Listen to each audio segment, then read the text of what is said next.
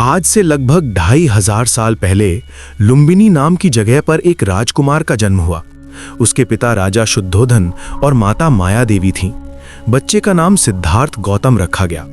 जन्म के समय ऋषियों ने कहा कि ये बालक या तो बहुत बड़ा राजा बनेगा या फिर दुनिया को सच्चाई का रास्ता दिखाएगा। ये सुनकर राजा शुद्धोधन चिंतित हो गए और उन्होंने सिद्धार्थ को हर तरह के दुख से दूर रखने का फैसला किया। सिद्धार्थ राजमहल में बड़े हुए। उनके पास सुख सुविधा की कोई कमी नहीं थी। सुंदर महल, अच्छे कपड़े, स्वादिष्ट भोजन, नाच गाना सब कुछ था। उन्होंने यशोधरा से विवाह किया और उनके एक पुत्र हुए जिनका नाम राहुल रखा गया। लेकिन इतना सब कुछ होने के बाद भी सिद्धार्थ के मन में शांति नहीं थी। वो अक्सर सोचते थे कि ये सुख कितना समय तक रहने वाला है। एक दिन सिद्धार्थ महल से बाहर निकले। रास्ते में उन्होंने पहली बार एक बहुत बूढ़े आदमी को देखा, फिर एक बीमार व्यक्ति को देखा जो दर्द से कराह रहा था। आगे चलकर उन्होंने एक मृत शरीर देखा जिसे लोग अंतिम संस्कार के लिए ले जा रहे थे। अंत में उनकी मुलाकात एक शांत सन्यासी से हुई। इन चार दृश्यों ने सिद्धार्थ के मन को झकझोर दिया। उन्हें समझ आ गया कि बुढ़ापा, बीमारी और मृत्यु से कोई नहीं बच सकता। उस रात सिद्धार्थ सो नहीं पाए।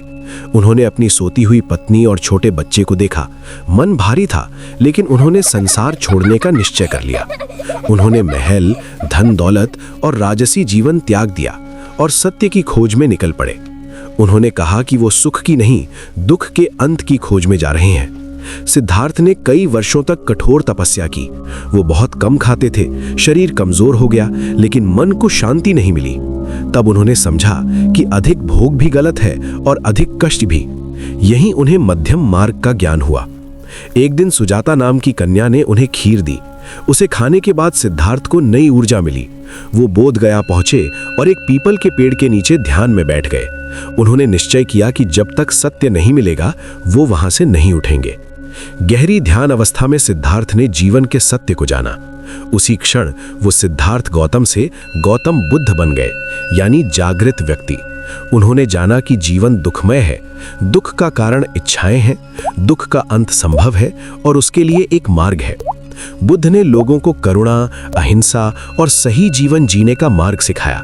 उन्होंने कहा कि सुख बाहर नहीं, भीतर है।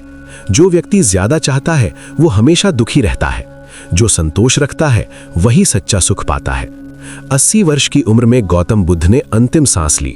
उनका अंतिम संदेश था कि हर इंसान को अपना दीपक खुद बनना चाहिए। गौतम बुद्ध कोई देवता नहीं थे, वो एक साधारण मनुष्य थे जिन्होंने स्वयं को जीत लिया। आज भी उनकी शिक्षा हमें शांति, प्रेम और सत्य का रास्ता दिखाती है।